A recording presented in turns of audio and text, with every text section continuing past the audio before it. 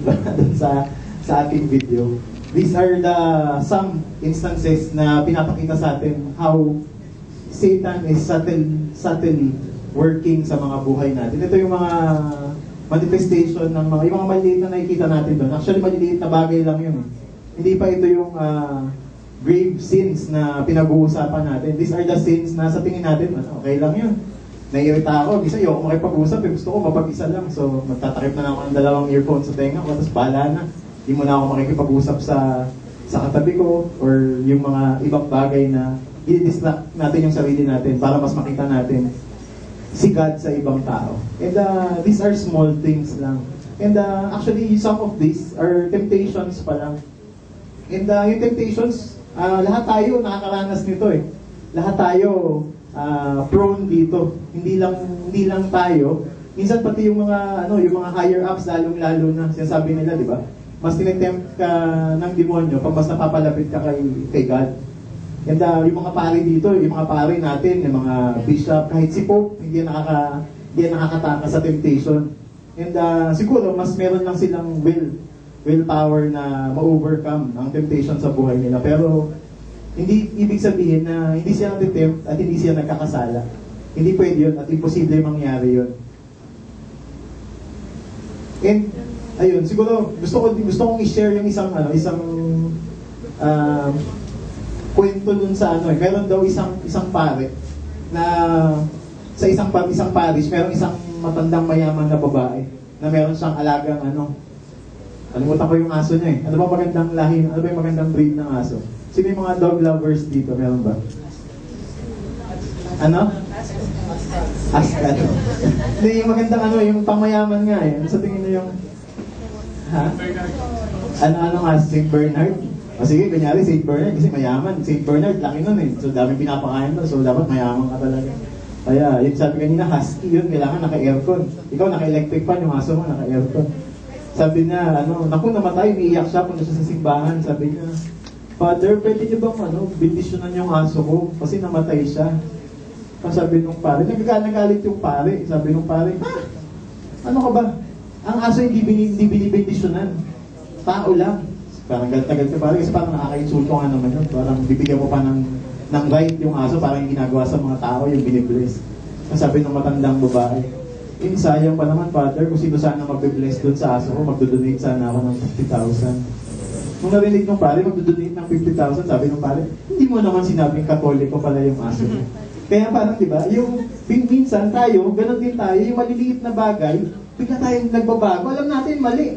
Tapos bibigla parang, teka lang, parang magbe-benefit ako doon And doon tayo napapakagat ng kalaban, doon tayo napapakagat na in doing these things.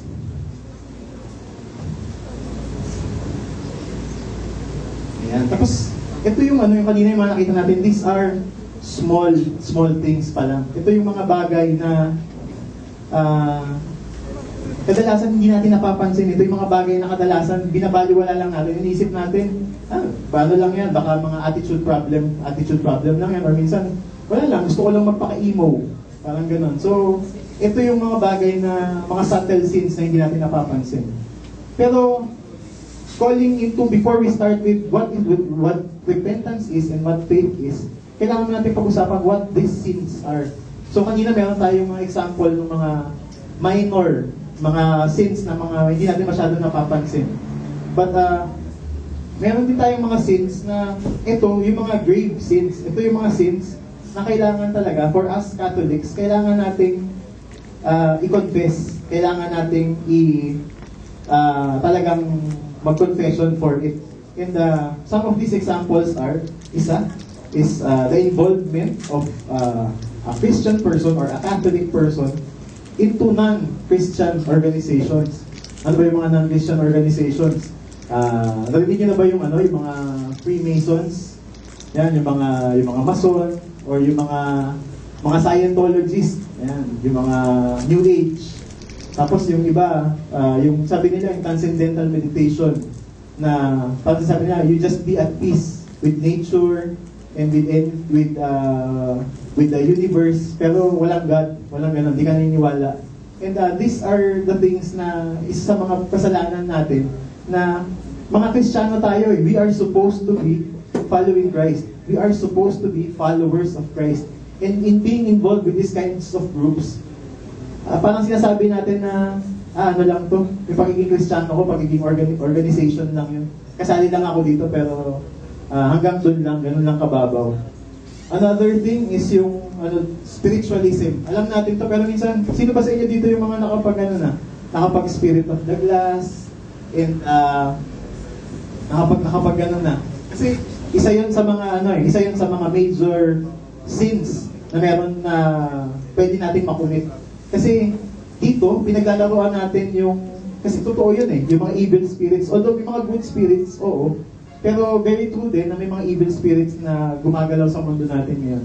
And sa paglalaro nito, sa paggawa nito, inaalis din natin yung nilalagay natin yung sarili natin sa kapahamakan, and inaalis din natin yung tiwala din natin with God, lalo na sa mga ganitong bagay.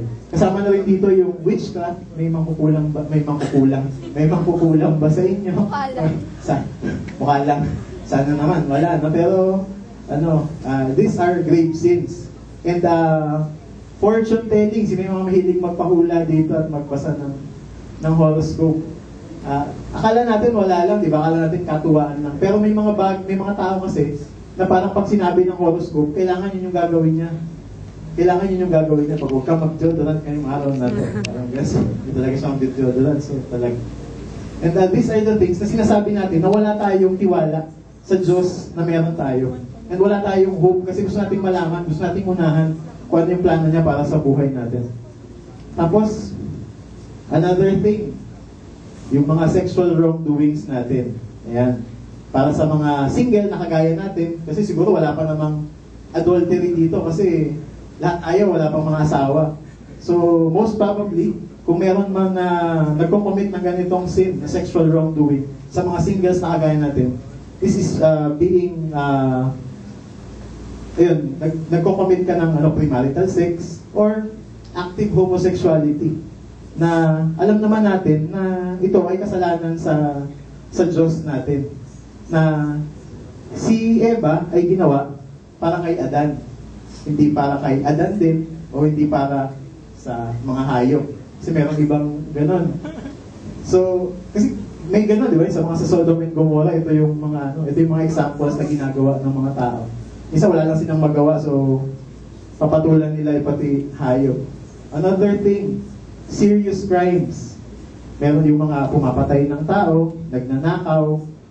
Ito ang mga kasalanan na talagang kailangan nating i-confess at kung pwede, huwag na natin uulitin. Tapos kasama rin dito yung mga addictions. Siyempre, sa sexual wrongdoing, siguro kasama na dun yung addiction sa sex. Pero, yung mga addiction, especially with drugs, kasi meron yung mga addict sa alak, mga timawa sa coma. Pero addiction pa rin yun at mali pa rin yun. Kailangan natin siyang talagang kailangan natin i-confess din. Pero syempre, mas delikado yung addiction sa drugs kasi iba yung ginagawa nito sa pag-iisip natin. And saying all these things, alam na natin kung ano yung mga maliliit na bagay na nagiging simula ng kasalanan or mga maliliit na bagay na hindi natin napapansin bilang mga kasalanan. And there are the big things na alam natin na kahit nasa batas nga di ba? Nasa batas yun, bawal kang pumatay, makukulong ka doon. Pwede ka pang, ano pa, marami pang ibang listahan na pwedeng mangyari sa'yo. Kasi ito yung mga bawal. Hindi lang labag sa batas ng simbahan, pero labag din sa batas ng tao, ng kahit anong bansa siguro. And before, in acknowledging na lahat tayo, in big things or in small things, we are all sinners. Alam natin yun na hindi lilipas yung isang araw na wala tayong kasalanan na gagawa. And being part of SMC doesn't mean na mawawalan kayo ng kasalanan. Kasi lahat ng tao dito, lahat ng tao na nakikita nyo dito, hindi kami mga perfecto din na tao. Kung sa tingin ninyo, yung ibang tao kasi hindi ako worthy sumali dyan kasi ang dami kong kasalanan. Huwag mo sabihin yan kasi kami din Kasi lahat tayo, tao din naman kami. And lahat tayo nagkakamali. Pero, yun yung unang step na gagawin natin. Lahat ng tao dito has always made that choice to repentance and faith. And we will start with repentance. Because repentance in faith is a double action, double action ito Hindi ka pwedeng magsisi nang wala ka namang pinapaniwalaan na sa tingin mo, di ba? Bakit ako magsisisi kung sa tingin ko wala naman akong pinapaniwalaang Diyos? So wala akong nilalabag na kahit ano. Wala akong alam na sinasaktan kong ibang tao. Bakit ako magsisisi? Ngayon naman, kung nagsisisi, kung meron naman akong takot sa Diyos, tapos gumagawa pa rin ako ng kasalanan, parang hindi pa rin tama. So kailangan talaga magkasama lagi yung repentance natin, yung pagsisisi natin, at saka yung paniniwala natin sa Kanya.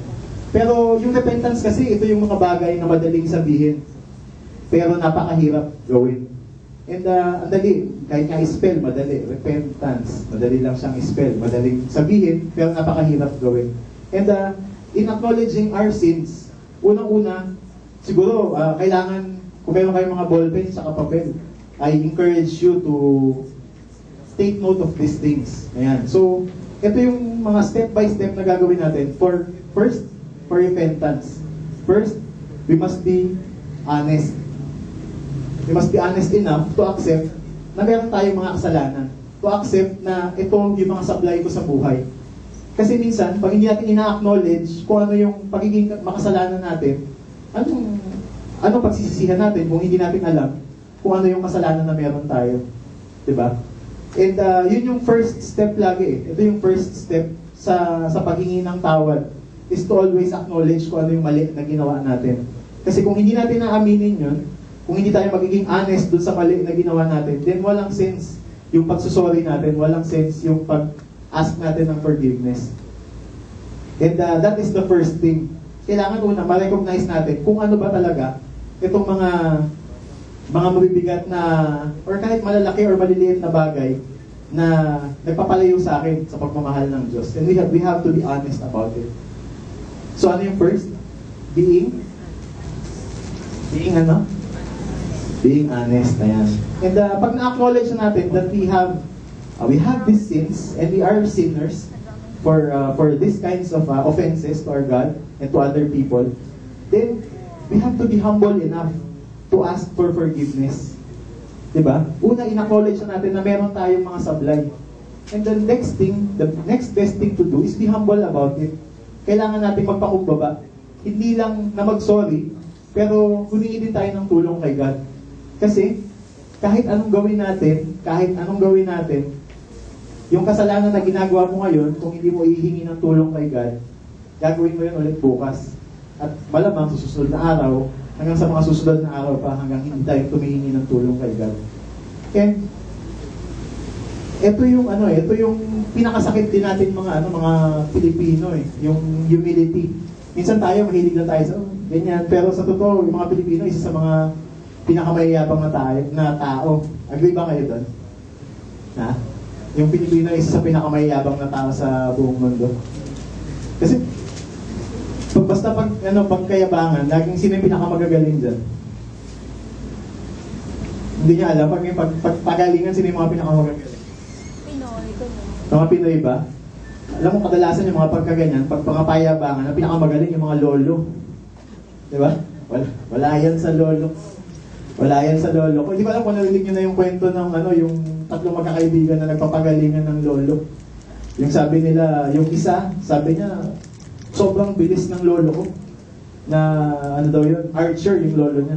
Alam niyo ano yung archer? Ha? Yung namamana. Ayun, sobrang galing ng lolo ko, sobrang bilis. Kasi yung lolo niya, para lang patunayan yung bilis niya, mga asintayan ng tao. Mga asintayan. Tapos bibitawan niya yung pana. Tapos pag bitaw niya, akabuli niya, sasaluhin niya bago tamaan yung tao. Bilis nga ng lolo niya. Kasi syempre, dahil ang pinag-uusapan natin yung payabangan, hirit na yung isa. Sabi niya, wala yan sa lolo ko. Mas mabilis yung lolo ko. Bakit naman? Sabi ng isa. Kasi yung lolo ko mahilig tumawag ng long distance. Kaya ano naman pinabilis nun? Kung mahilig siya tumawag ng long distance. Kasi ganito yun. Yung lolo ko, tatawag dito ng long distance. Tatawag sa Cebu. Ngayon, pag dial niya, siya rin yung sasagot sa kabilang linya. Ganun daw kabilis yung lolo niya. Ayos, talagang tutulin nga ng mga lolo nila. Pero, siyempre, laging di pwedeng dalawa lang yun eh. Kailangan may pangatlo. Yung merong mas, tapos merong pinaka. Sabi nung isa, ang babagal naman ng lolo niya, siguro yung mga rayuman na yun. Bakit naman? Kasi yung lolo ko, health conscious. Ano namang kinalaman sa bilis nun? Mahilig siyang mag-jogging sa circle. Ano namang kinalaman nun? Ayun nga, sa sobrang bilis niya, pag nagja-jogging siya, nababangga niya yung likod niya. Ang pagtakulog. Ako pala yun. Yung mga ganong klaseng kayabangan, di ba? Pero syempre, yung mga lolo, pag nagpapayabangan yan, hindi nagpapatalo yung mga lola. Narinig niyo ba yung pinakamabilis na ano? Hindi pa tinantok to, pero sinishare ko lang yung kayabangan ng mga Pilipino. Kasi ito international event, hindi ko lang kung narinig nyo to. Nasa news ito eh. Pero matagal na yun, siguro mga 5 years ago. Invento pa eh. Pero nagkaroon daw ng contest, the fastest lola, fastest granny in the world. Tapos yung first contestant, galing Japan. Tapos sabi nga, Grandma, what will you do to prove to us that you are fast?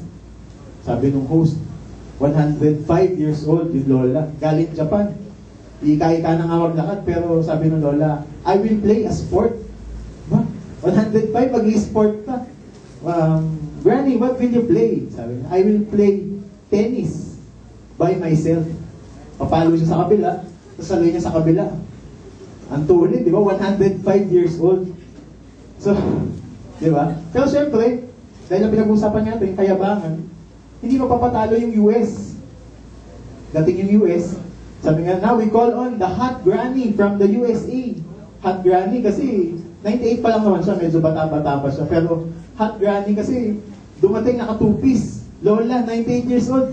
Parang kayo nakakita ng ampalayan, naka 2-piece. Dumating sa akin ganun, Granny, what will you do to prove to us that you are fast? Sabi niya, I will play a sport. Sport din. Di mapapatalo dun sa hapon. And what sport will you be playing?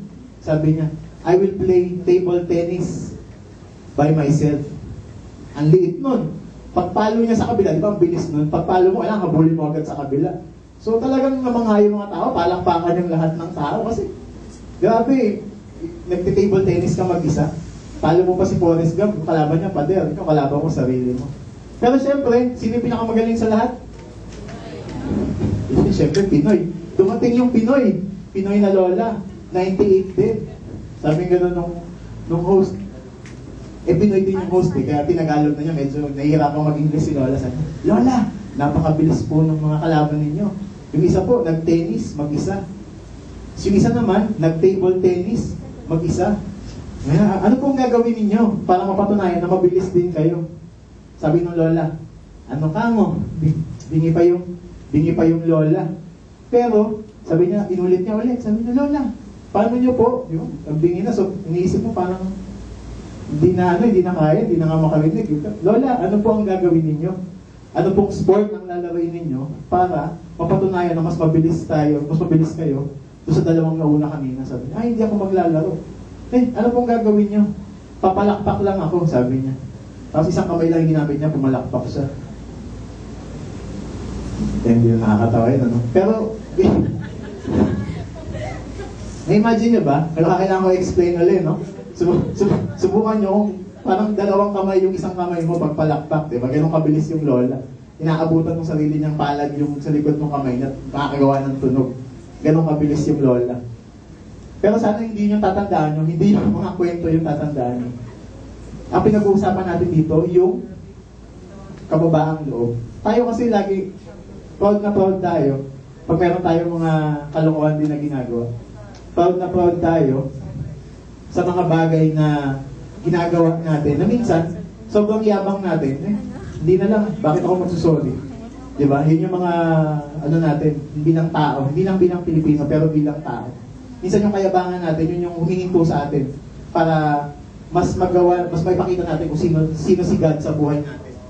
And, siguro, ayun, I will take that cue din to, siguro dagdagan ko ng konti. Ito, hindi ko alam kung alam na ng ibang mga ka-chapter natin. Pero, ayun, pinagdasal ko naman siya, and siguro ito yung isang halimbawa kung bakit bakit ako, kasi ako siguro hindi ko masasabi ko na hindi ako worthy tumayo dito sa harapan ninyo. Hindi ako karapat-dapat na magsalita. Pero yun yung isang nakakatuwa na parte ng buhay ko. nung nakilala ko si Jesus Christ sa buhay ko, mas nagbago ako. And kasi kung kikilala niyo ako dati, talagang hindi mo sasabihin na yung mga ibang barkada ko nga, sasabihin nila lagi, parang hindi nila, yung nakakilala talaga sa akin, kasi medyo plastic din akong tao eh. Pag hindi tayo ganun ka-close, yung lahat ng kalokohan ko, hindi mo alam. So mabait lang ako sa'yo. Pero pag yung barkada talaga kita, magugulat sila na, bakit ka nandyan? Bakit ka nandyan? And siguro I will just share this. Sorry, medyo may extend ng konti, humaba pa. Pero, nakakatuwa kasi naalala niyo yung isang gospel reading before na si Lazarus ang gospel. Nung tinawag siya ni Jesus. Di ba tinawag siya ni Jesus, sabi ni Mary, Lord, wag mo na siyang, sabi niya, Mary, buksan niyo yung kuweba para makalabas si Lazarus. Sabi, ako'y na po. Huwag niyo na pong tawagin. And nakakatuwa yung reflection ng pare, ng homily niya. Kasi ganun pala tayo. Kasi sin kills us. Nagiging tayong mga patay sa pagmamahal ng Diyos tuwing nagkakasala tayo. And hinalimbawa niya yun doon sa pagkabuhay ni Lazarus. Na tayo daw, pag tinatawag tayo ni Kristo, para matanggap natin ulit yung pagkabuhay natin, kailangan nating lumabas. Kailangan nating aminin kung yung mga baho natin. Nga sabi ng Lord, wag na.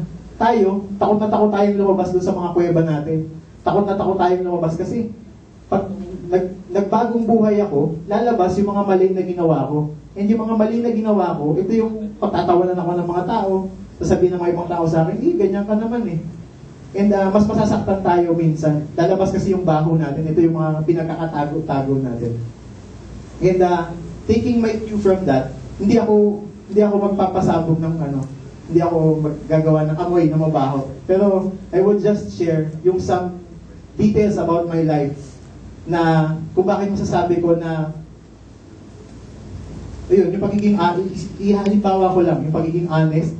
Siguro for tonight, I will share with you kung ano yung mga sablay na ginawa ko before. And ayun, hindi siya it's a humbling experience kasi nakakahiyak din. And I don't really share it with most people. And ayun, so umpisaan ko na. Ayun. Pag tinignan nyo ako siguro si Ned, ang kasalanan ni Pano, siguro to, mga lasenggo siguro to, kaya addict siguro to sa drugs. Or mahilig siguro sa away to. Pero hindi yun yung mga hindi yun ang forte ko. Iba ang forte ko. And sabihin niya, bagay, mukha ka namang manyakis. Pero sa akin kasi, nagaling ako sa isang exclusive school for boys. And dito, ang sabi sa amin, dalawang klaseng tao lang yung gumagraduate. Either manyakis ka o bading ka, pag puro lalaki kayo. And simula nung umalis ako doon, parang alam ko, hindi yung naging training ko. I've been in a Catholic school for my whole life. And si Jesus Christ, buo lang dito. Pero never ko siyang sinabuhay sa ginagawa ko. And ito na, yung kwento. Ganun. Siguro feeling, dahil parang yun yung yung simula bata ako, I don't really have that feeling of guilt sa mga bagay na ginagawa ko. Grade school pa lang ako, ang bahay-bahayan, nakikipaglaro ako ng bahay-bahayan eh. Favorite ko nga yun eh.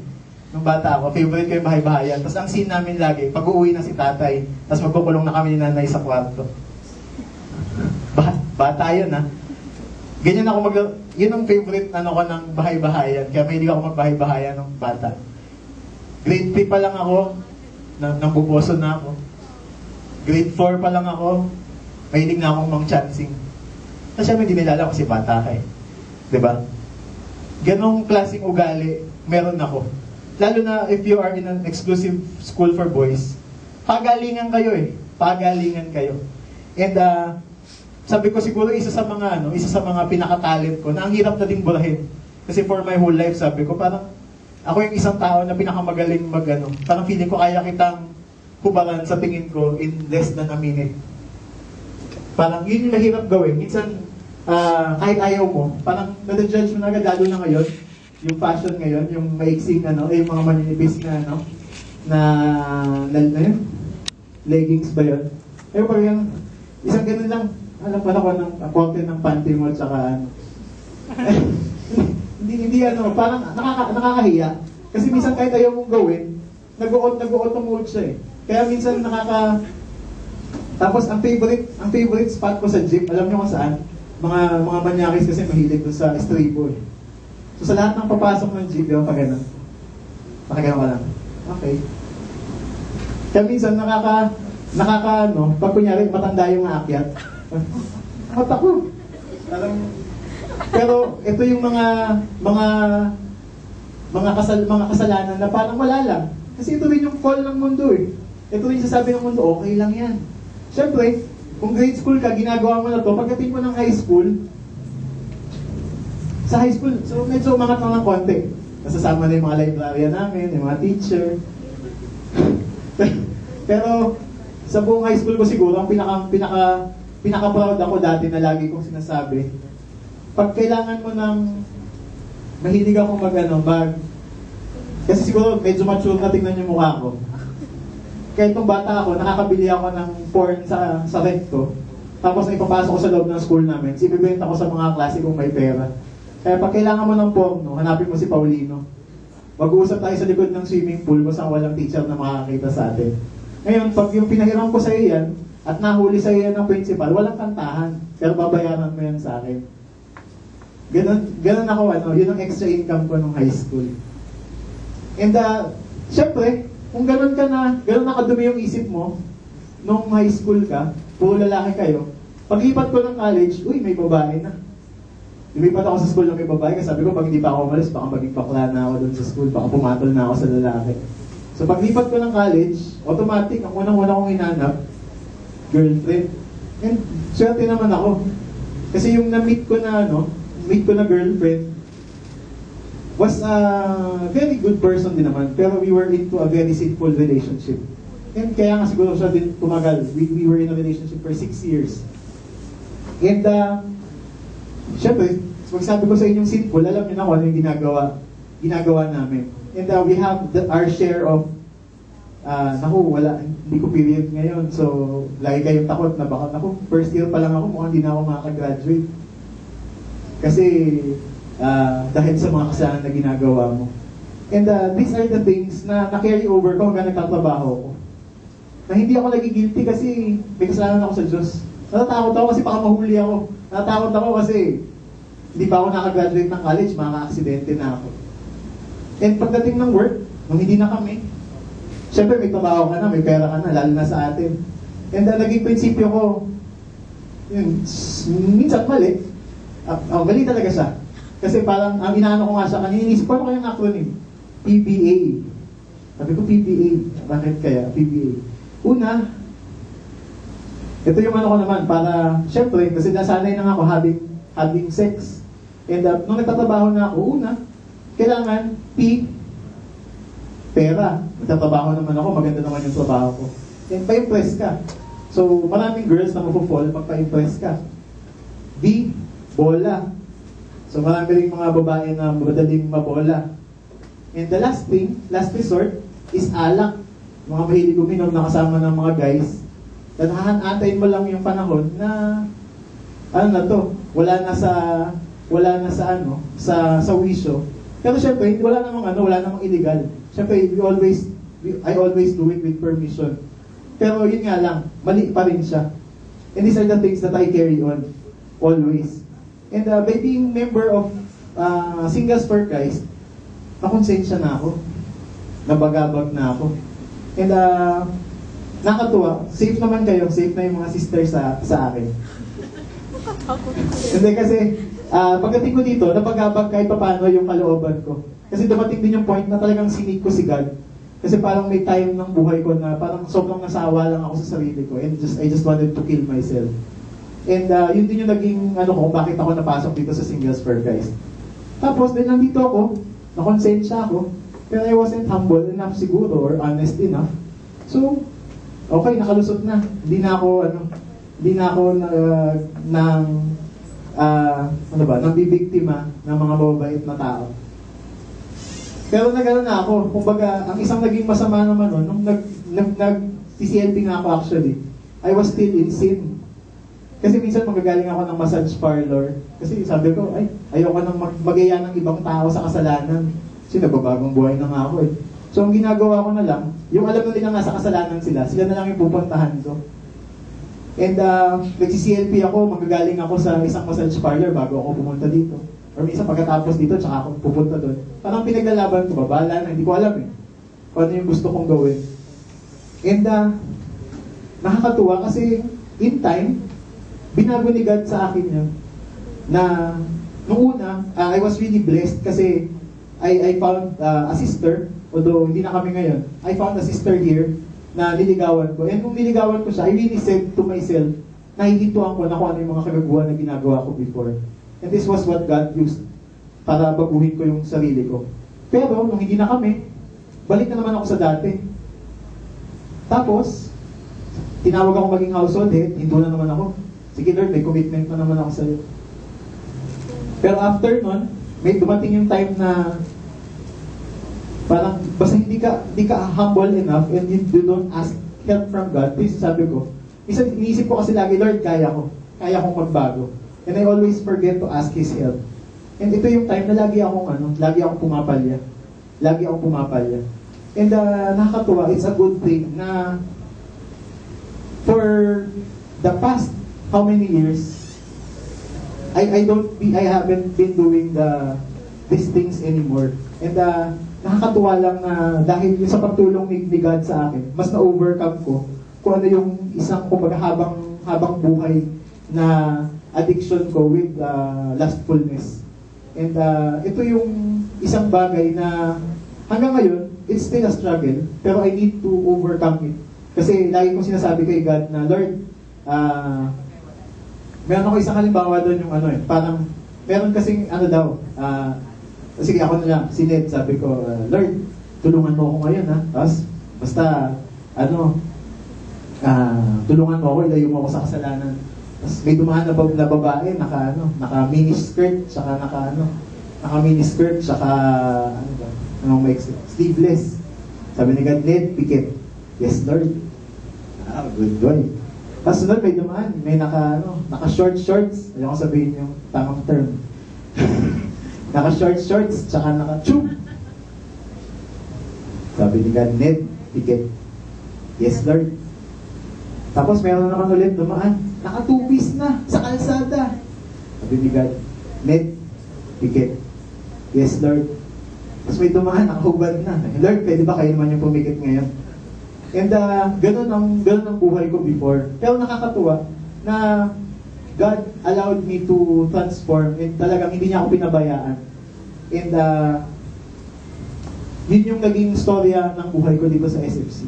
Na it's still a struggle for purity and I'm still kasi yun eh, lalo na sa mga may sexual sins, meron tayong tinatawag na second virginity and we could always blame it kay God, pero syempre kailangan natin pagpursigihan yun, kailangan natin sabihin sa sarili natin na Lord, kung ano yung huling ginawa ko, last na yun, and pinapangako ko, the next time that I'm going to do it is with the person that you intended me to be with. And syempre, after marriage na yun. And ayun, sorry, sobrang napahaba yung sharing ko, no? Nasa repentance pa lang ako. So ano yung first? Para for our repentance to be, ano yung una? Na step natin? And we must be honest. The second thing is we must be humble to accept these things and ask for God's help. The next thing to do is we must renounce sin. Sino yung nakarinig ng kwento ni Potiphar? Ni Jacob, na yung part ng kay Potiphar. Kilala niyo yun? Si Joseph pala. Kilala niyo si Joseph? Tapos si Potiphar, sino may kilala? Wala. Si Potiphar, siya yung unang naging amo ni Joseph sa Egypt. Tapos parang may gusto yung asawa ni Potiphar kay Joseph. Sabi niya, inaakit-akit niya si Joseph. Pero si Joseph ang ginawa, tumakbo. And we should do this pagdating sa ating mga kasalanan. Yung kable ko nandito na. And pasensya na kasi mahilig ako manood ng yun ang favorite pastime ko at ang hobby ko.